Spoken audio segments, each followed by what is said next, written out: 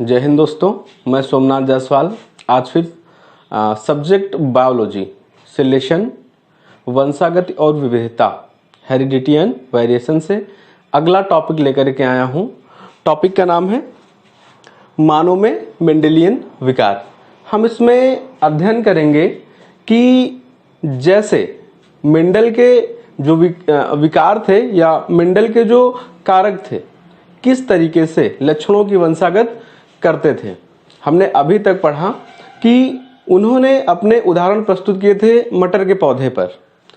अब उसके साथ साथ यानी कि पौधों के साथ साथ किस प्रकार अन्य जीव जंतुओं पर भी ये लक्षण वंशागत होते हैं एक जनरेशन से अगली जनरेशन में।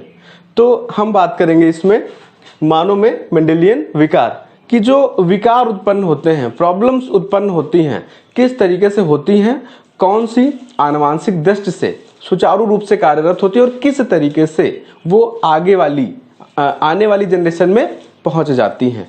तो इसके लिए जाने जाते हैं फ्रांसिस गाल्टन। सन 1883 में इसके बारे में उन्होंने बताया था।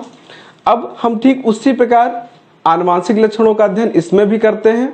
इस वजह से सबसे पहले उन्होंने मानव आनुवांशिकी की नींव भी डाली। इस वजह से उनको मानव आनुवांशिकी का जनक भी कहा जाता है।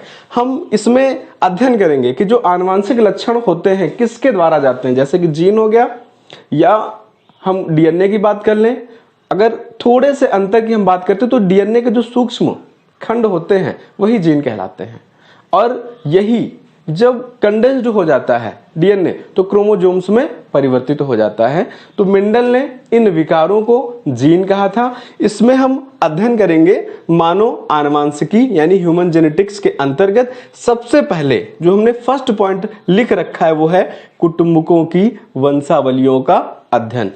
कुटुंब मतलब कोई बड़ा या बहुत बड़ा समुदाय या एक बहुत बड़ा परिवार, उनके मध्य कौन कौन से विकार होते हैं, कौन कौन सी समस्याएं होती हैं, और वो आनुवांशिक रूप से एक व्यक्ति से या उनसे संबंधित जो उनकी वंशावली का है तो एक जनरेशन से अगली जनरेशन में कैसे वंशागत होता है। उनके मुख्य उदाहरण है बहुअंगुलिता यानी पॉलीडेक्टाइली। आपने देखा होगा बहुत सारे उदाहरण हमारे समाज में हमको मिलते हैं कि 5-5 उंगलियों जो कि हमारे हाथों में होती हैं, 5-5 उंगलियां हमारे पैरों में होती हैं, तो 5 के स्थान पर कभी कभी 6, 7 अथवा 8 या फिर इससे कभी कम या इससे कभी ज्यादा इनकी संख्या हो जाती है।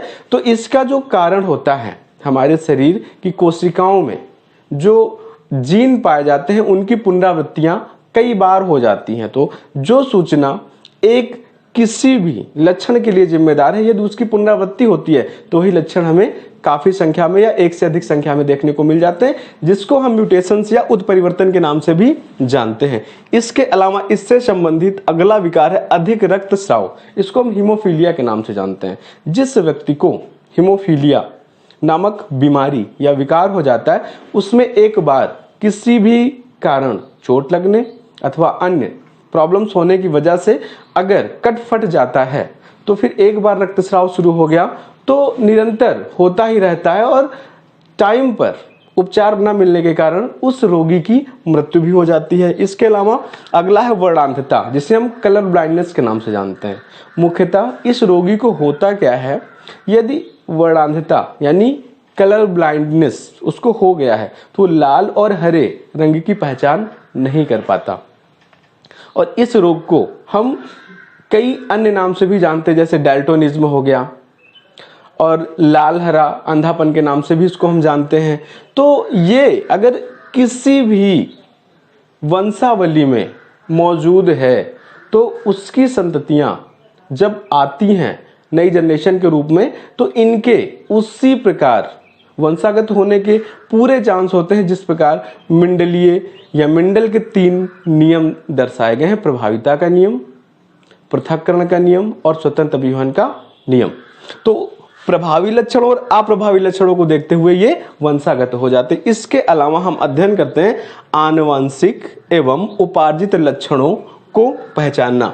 यमजों मतलब ट्विंस, जुड़वा बच्चे। इसके बारे में आप लोग बखूब जानते हैं।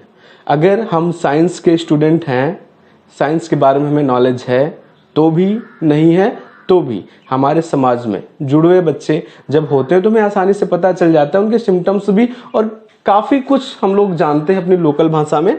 तो हम सबसे पहले आनुवंशिक एवं उपार्जित लक्षणों को पहचानेंगे, किसमें? यमजों में। अगर कोई भी यमज है यानी कि जुड़वा, कंडीशंस बहुत सारी होती हैं, उन कंडीशंस को अभी हम बताएंगे। तो उनमें हम देखते हैं कि या तो वो एक जैसे होते हैं, उनकी आकार की एक जैसी होती है, या कभी कभी उनके कलर में अंतर आ जाता है, कभी कभी हम फैट को लेकर के उनके अंतर को स्पष्ट करते हैं। तो वो कैसे होता है? तो रीजन ये होता है कि कभी कभी बाह्य वातावरण के प्रभाव के कारण ये अंतर हमें देखने को मिलते हैं, या फिर अगर उनको समान रूप से पोषण नहीं मिलता है तो ऐसी समस्याएं या ऐसी विविधता यानी कि अंतर हमें देखने को मिलती है। तो अब हम देखते हैं कि यमज कितने प्रकार के होते हैं। तो यमज के यहाँ पर कुछ उदाहरण मौजूद हैं। पहला है द्वियुग्मजी यमज यानी कि डाइजाइगोटिक जाइगोट। अब द्वियुग्मजी यानी कि डाइजाइगोटिक जाइगोट का मीन क्या है? तो यहाँ पर हम बताना चाहेंगे कि जो द्वियुग्मजी यमज होते हैं यानी कि ट्विंस होते हैं, ये बनते कैसे हैं और कैसे एक दूसरे से सिमिलर होते हैं। आपको पता है निषेचन किस में होता है? अंडाणु का किसके साथ होता है? स्पर्म के साथ होता है, यानी कि शुक्राणु के साथ होता है। दोनों अगुणित होते हैं। जनरली ऐसा होता है निषेचन की प्रोसेस में कि स्पर्म जाकर के ओवम को फ्यूज कर देता है और फर्टिलाइजेशन प्रोसेस कंप्लीट होती है और आने वाली संतति का निर्माण होता है। अब यहाँ पर शब्दों पे हम थोड़ा सा ध्यान देंगे कि द्वि मीन्स होता है दो, युग्मजी का मतलब होता है युग्मज, युग्मज मतलब जायगोट जिसका संलयन हो चुका है। यानी कि यहाँ पर समान रूप से जो दो अंडाणु स्त्रियों में बनते हैं और दोनों का दो अलग अलग शुक्राणुओं के द्वारा निषेचन हो या फिर संलयन हो, तब इसे हम बोलेंगे द्वियुग्मजी यमज या डाइजाइगोटिक जाइगोट। तो एक साइड में एक अंडाणु का निषेचन हो गया स्पर्म के द्वारा और दूसरी साइड में समान रूप से दूसरे अंडाणु का भी निषेचन हो गया स्पर्म यानी कि शुक्राणु के द्वारा। अब यह प्रोसेस समान रूप से हुई है, एक साथ हुई है और संख्या में दो है, इस वजह से हम इसे क्या कहेंगे? द्वियुग्मजी यमज या डाइजाइगोटिक जाइगोट। अब ऐसी कंडीशन में जो आने वाली संततियों में यमज होते हैं, तीन कंडीशंस बनती हैं। पहली, ये दोनों गर्ल्स हो सकती हैं। दूसरी कंडीशन, ये दोनों बॉयज हो सकते हैं। और तीसरी कंडीशन जो होती है, इनमें से एक गर्ल्स और एक बॉयज। इस तरीके से ट्विंस का फॉर्मेशन होता है डाइजाइगोटिक जाइगोट यानी कि द्वियुग्मजी यमज में। पहली कंडीशन दोनों गर्ल्स हो सकती हैं, दूसरी कंडीशन दोनों बॉयज हो सकते हैं और तीसरी कंडीशन एक गर्ल्स एंड एक बॉयज हो सकते हैं। ये आनुवांशिक रूप से समान होते हैं, लेकिन हम बाह्य वातावरण में जब इनको देखते हैं तो काफी सिमिलरिटीज और डिससिमिलरिटीज भी हमें देखने को मिलती हैं। जैसे कलर को लेकर के, एक सांवला हो जाता है, एक गोरा होता है, एक मोटा हो जाता है, एक पतला होता है। रीजन क्या है कि समान रूप से उनको पौष्टिक तत्व तो नहीं मिले हैं, उन्हें समान वातावरण नहीं मिला है। और आप कुछ उदाहरण भी इनके देख सकते हैं। तो एक तो आपका ये हो गया डीजेड, शॉर्ट में हम बोलते हैं इसको, यानी कि डाइजाइगोटिक जाइगोट। और दूसरा हम आते हैं इसमें एक युग्मजी यानी कि मोनोजाइगोटिक। सेम प्रोसेस होती है। यहां पर हमने दिखाया कि अलग अलग अंडाणु का अलग अलग शुक्राणु के द्वारा संलयन होता है।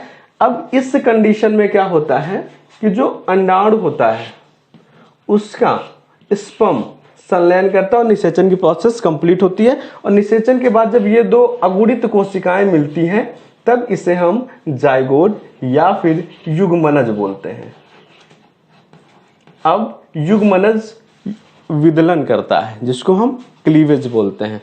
फर्स्ट क्लीवेज में क्या होता है कि ये दो बराबर कोशिकाओं में विभाजित हो जाता है जिनको हम ब्लास्टोमियर्स बोलते हैं।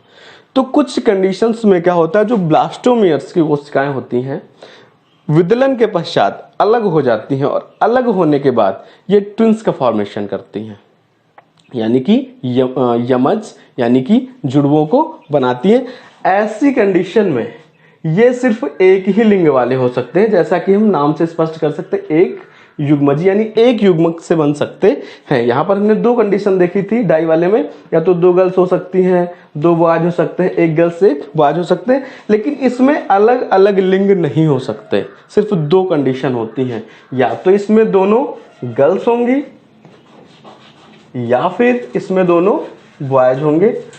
किसी भी हालत में इसमें एक गर्ल्स और एक बॉयज के होने के चांस नहीं होते, और आनुवांशिक रूप से ये पूरी तरीके से एक समान होते हैं। इस वजह से इनको हम आइडेंटिकल के नाम से भी जानते हैं, इनको हम आइडेंटिकल ट्विंस भी कह सकते हैं। और पहले वाले को एक नाम से और जानते हैं, फ्रंटल ट्विंस के नाम से भी जानते हैं। ठीक है, तो हम दूसरे वाले को यानी कि एक युग्मजी को आइडेंटिकल ट्विंस के नाम से जानते हैं, क्योंकि सेम आइडेंटिटी को दर्शाते हैं, एकदम एक जैसे होते हैं आनुवांशिक रूप से। बस हम कुछ कंडीशंस में इनको थोड़ा सा पृथक देख सकते हैं, वो भी कंडीशन होती है हमारे वातावरण की।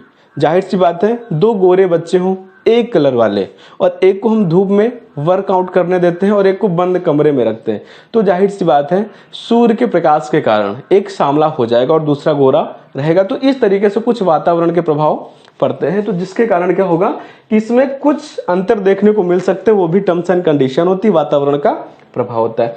अब तीसरी जो कंडीशन होती है इसमें, वो सियामीज यमज यानी सियामीज ट्विंस बोलते हैं। आपने देखा होगा कि आपके समाज में बहुत सारे बच्चों का जन्म होता है, वो आपस में चिपके हुए होते हैं, पूरी तरीके से पृथक होते ही नहीं हैं, कोई ना कोई अंग आपस में चिपका हुआ होता है। तो इनका भी फॉर्मेशन एक ही युग्मनज से होता है, बस ये पूरी तरीके से सेपरेट नहीं हो पाते, पृथक नहीं हो पाते, इनको यूटेरस में फ्री कंडीशन नहीं मिल पाती, जिसकी वजह से दोनों आपस में चिपके हुए होते हैं, और ये लास्ट तक जब तक जीवित होते हैं ये एक दूसरे से चिपकी हुई अवस्था में ही होते हैं। तो हम इस तरीके से आनुवांशिक एवं उपार्जित लक्षणों को पहचानना, यानी कि यमजों में 3 कंडीशंस को देखते हुए हम इनकी स्टडी करते हैं। तो हमारे आज के इस वीडियो में इतना ही, बाकी अगले वीडियो में। Thank you.